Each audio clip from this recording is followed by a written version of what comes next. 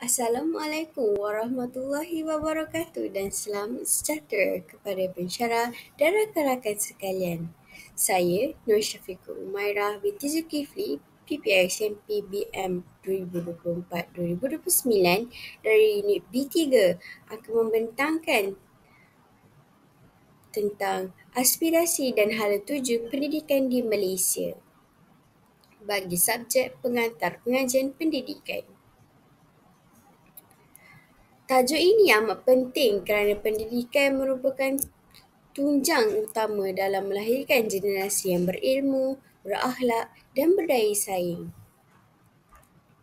Pembentangan ini akan merangkumi tentang aspek definisi aspirasi, konsep pendidikan, standard kualiti pendidikan Malaysia SKPM, tujuan SKPM, Pelan Pembangunan Pendidikan Malaysia PPM, hala tuju pendidikan di Malaysia serta implikasi aspirasi kepada guru berjiwa pendidik.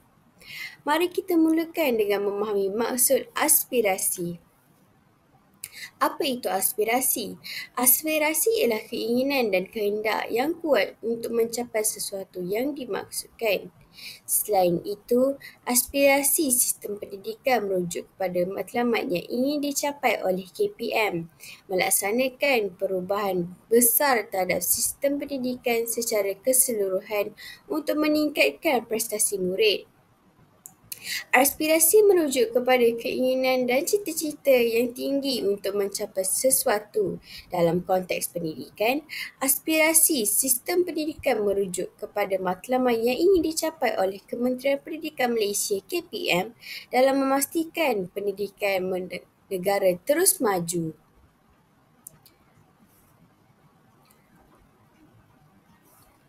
Aspirasi pendidikan terhadap guru berjiwa pendidik merujuk kepada aspirasi dan cita-cita tinggi untuk mewujudkan guru yang bukan sekadar mengajar tetapi juga mendidik dengan penuh kejujuran, komitmen dan dedikasi.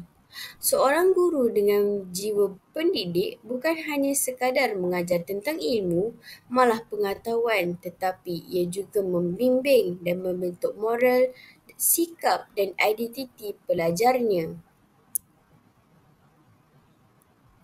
Seterusnya, kita akan beralih kepada konsep pendidikan. Pendidikan ialah konsep yang merujuk kepada proses berterusan yang melibatkan pembelajaran, pengajaran, latihan dan perkembangan seseorang dalam pelbagai aspek seperti psikologi, emosi, rohani dan sosial.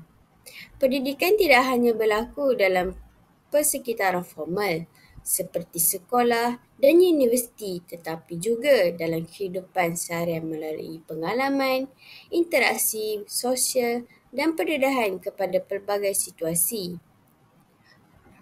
Antara konsep pendidikan merangkumi proses berterusan, pengembangan potensi individu, penyampaian ilmu dan nilai, interaksi sosial dan budaya, persediaan untuk kejayaan dan kehidupan. Seterusnya, kita akan lihat kepada Standard Kualiti Pendidikan Malaysia atau dikenali sebagai SKPM.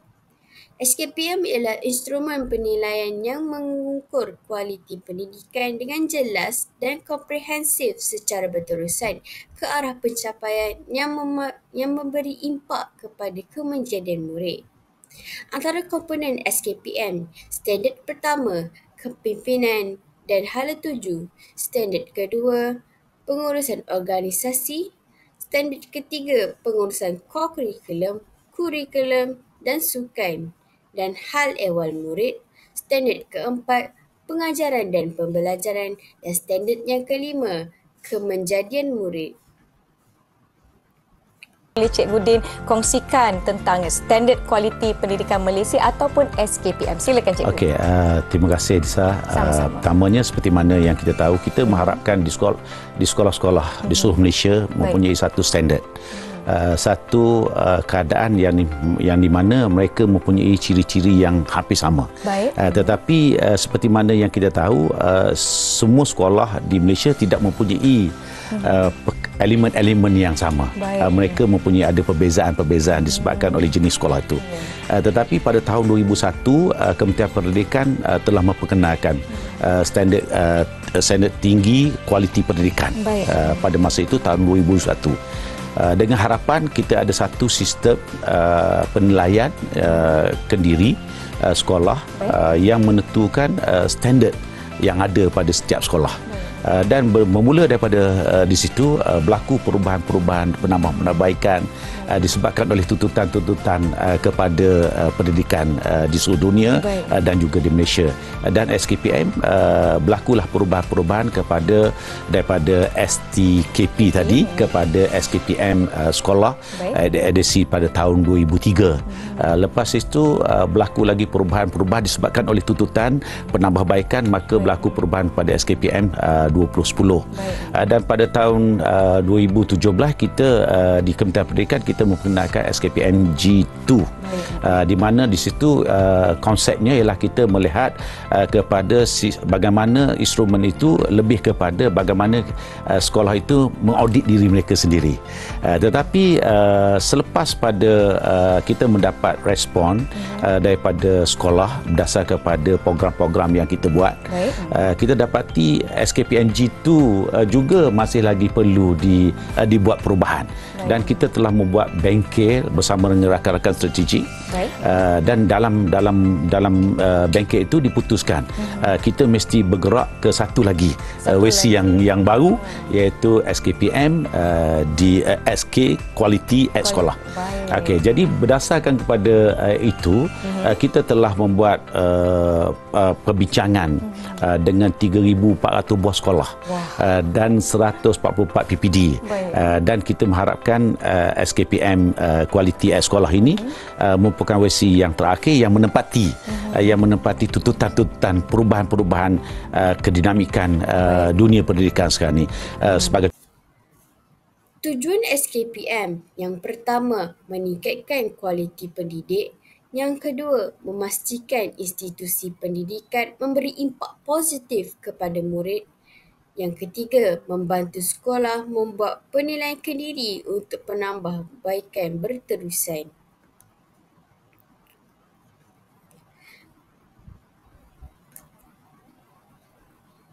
Seterusnya, kita akan lihat kepada Pelan Pembangunan Pendidikan Malaysia PPM 2013 hingga 2025.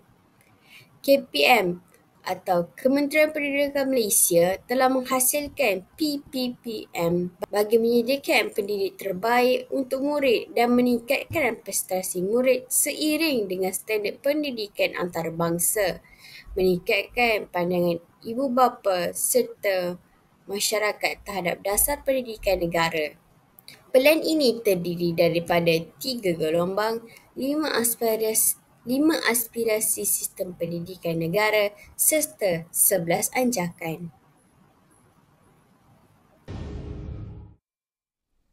Pelan Pembangunan Pendidikan Malaysia PPPM 2013-2025 yang akan dilancarkan hari ini menjadi agenda nasional ke arah mentransformasikan pendidikan negara supaya lebih berdaya saing. Pelan komprehensif itu mampu memberi impak besar kepada masyarakat secara keseluruhannya dalam membentuk ekosistem pembelajaran yang terbaik dan berkesan.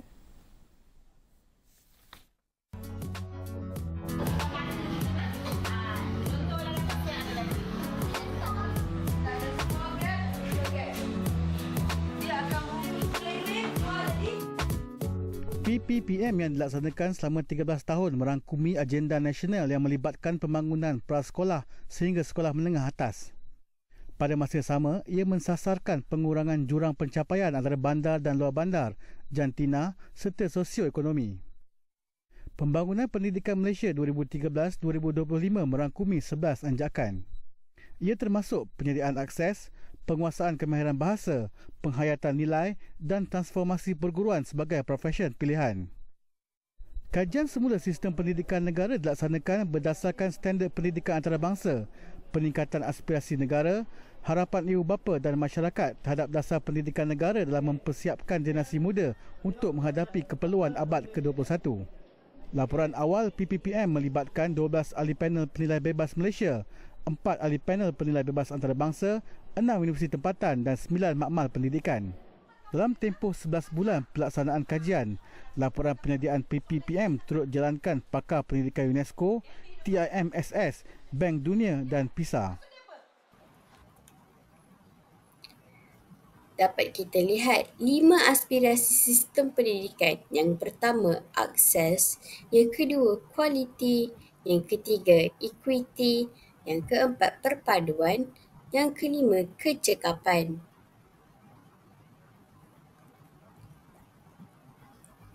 Hala tuju pendidikan di Malaysia. Yang pertama, pembangunan kemahiran abad ke-21. Pendidikan di Malaysia semakin menumpu pada kemahiran digital, kreativiti, kerjasama dan pemikiran kritikal. Tujuan pendidikan yang menekankan kemahiran abad ke-21 ini adalah untuk melahirkan generasi yang boleh menangani cabaran dunia yang sentiasa berubah. Yang kedua, pendigitalan pendidikan. Pandemik COVID-19 mempercepatkan pengurusan teknologi dan pembelajaran dalam talian. Dengan lebih banyak platform e-pembelajaran dan alat pendidikan interaktif, masa depan pendidikan Malaysia dijangka terus bergantung pada teknologi digital. Seterusnya, kita akan melihat pada implikasi aspirasi kepada guru berjiwa pendidik. Yang pertama, kita akan lihat dalam aspek akses, iaitu prinsip keadilan akan diutamakan oleh guru berjiwa pendidik dengan mewujudkan bantuan tambahan kepada pelajar dan keluarga yang kurang berkemampuan atau pelajar yang tinggal di kawasan luar bandar dan menyesuaikan kaedah pengajaran mereka untuk memenuhi keperluan pelbagai latar belakang pelajar. Ini termasuklah memastikan bahan pembelajaran mudah diakses dan memastikan kesemua pelajar mempunyai peluang yang sama untuk mengikuti pelajaran. Dari aspek kualiti pula, guru yang mempunyai semangat pendidik akan sentiasa berusaha untuk meningkatkan aspek pedagogi mereka, memperluaskan pengetahuan mereka dan menggunakan teknik pengajaran yang berkualiti tinggi. Selain itu, mereka harus menggalakkan pelajar untuk berfikir kritis dan mencapai potensi mereka sepenuhnya. Bukan sahaja potensi akademik harus diutamakan, tetapi juga pembangunan kemahiran hidup dan sosial serta kemahiran hidup. Seterusnya, aspek equity. Guru akan memberikan perhatian khusus kepada pelajar yang menghadapi cabaran dalam pembelajaran dan memastikan bahawa semua pelajar mendapat sokongan yang diperlukan untuk mencapai potensi mereka, seperti pelajar yang berkeperluan khas atau mereka yang kurang mendapat sokongan daripada keluarga. Ini boleh termasuk mengubah strategi pengajaran, menyediakan bimbingan tambahan atau menyediakan persekitaran yang menyokong pembelajaran. Yang keempat, dari aspek perpaduan. Dengan menggalakkan aktiviti memupuk rasa hormat antara pelajar dari pelbagai etnik, guru yang berjiwa pendidik tidak akan menghalang perpaduan. Selain itu, mereka harus mendidik dengan prinsip universal seperti hormat, kerjasama dan penyelesaian damai konflik. Guru perlu menjadi teladan dalam mewujudkan suasana yang tenang dan menyatupadukan pelajar untuk mengelakkan diskriminasi dan memastikan setiap pelajar dilayan dengan baik dan dihargai. Dan yang terakhir, kecekapan. Pendidik yang berwibawa perlu menunjukkan kepakaran dalam merancang pengajaran, mengurus kelas dan menggunakan sumber dengan bijak.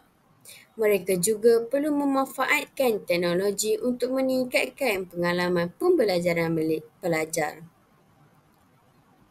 Pembelajaran yang lebih interaktif juga termasuk mempunyai matlamat untuk menyesuaikan diri dengan cabaran baharu, masa yang terhad, tenaga yang tidak mencukupi dan keperluan pelajar dalam pendidikan.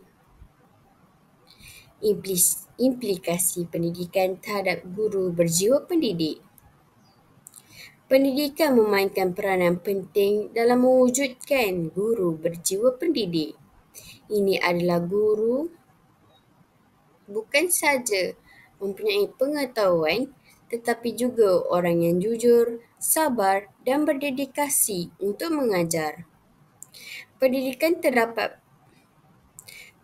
terhadap golongan ini mempunyai banyak kesan seperti profesional guru, teknik pengajaran dan pembangunan sasiah murid dan kesan sistem pendidikan negara dalam jangka panjang. Yang pertama, meningkatkan profesionalisme dan kecekapan guru. Pendidikan yang berfokus kepada pembangunan guru membantu meningkatkan kemahiran pedagogi, kepimpinan dan inovasi dalam pengajaran. Yang kedua, memperkaya kaedah pengajaran dan pembelajaran PDP. Guru berjiwa pendidik akan lebih kreatif dan inovatif dalam merancang melaksanakan kaedah pengajaran serta yang bersesuaian dengan keperluan murid.